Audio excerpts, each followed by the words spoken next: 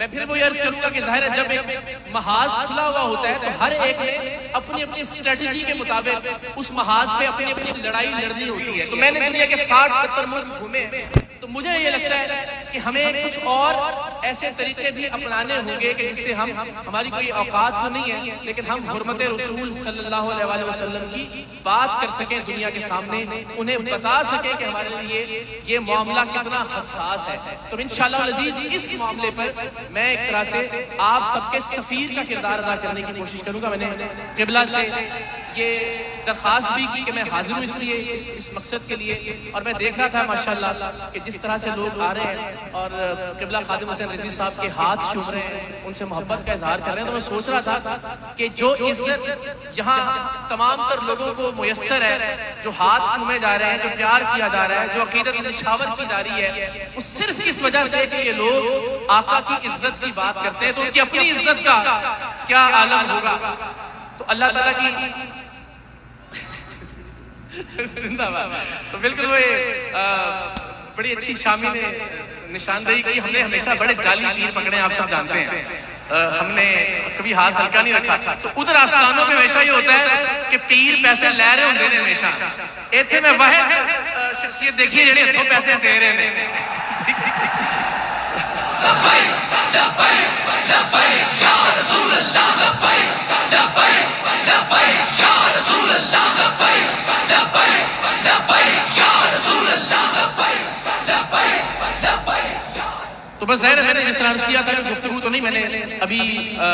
قبلہ خادم حسین رضوی صاحب کے حوالے سے ساتھ رضوی صاحب فرما رہے تھے کہ وہ یہ کہا کرتے تھے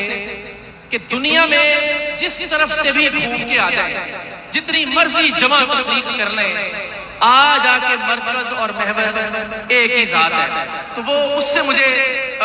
نعت کے 2 شعر یاد آ گئے تھے. تو میں نے یہ تہیہ کیا کہ گفتگو تو شاید نہ کر سکوں لیکن نعت کے 2 شعر پڑھوں گا. تو اب چونکہ نیت کر لی ہے تو وہ 2 شعر میں ذرا آج کے دن کی مناسبت سے عرض کر دیتا ہوں. اور مجھے امید ہے ذرا مختلف انداز ہے نعت کا, لیکن آپ اتنی محبت سے جتنے پیار سے سن رہے ہیں مجھے اندازہ ہے کہ آپ انشاءاللہ العزیز اس کا لطف لیں گے. تو بالکل ایک الگ طرح کی نعت ہے, ذرا ذہنوں کو تیار کر کے سنیے گا 2 شعر اور اس کے بعد میں اجازت چاہوں گا مظفر وارثی صاحب. مر کے اپنی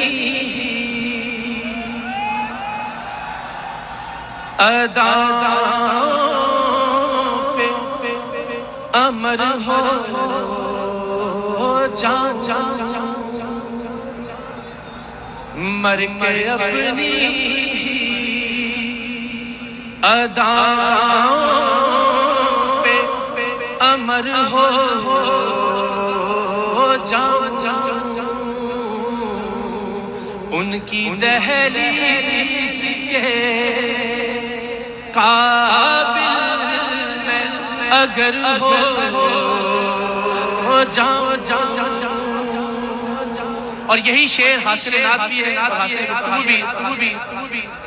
زندگی نے تو سمندر میں مجھے پھینک دیا, اپنی مٹھی میں وہ لے لے تو گوہر ہو جام جام. اور یہ شعر آپ سب کی سماعتوں کی نظر ضرب دوں خود کو جون سے تو بنوں لا تعداد, ضرب دوں خود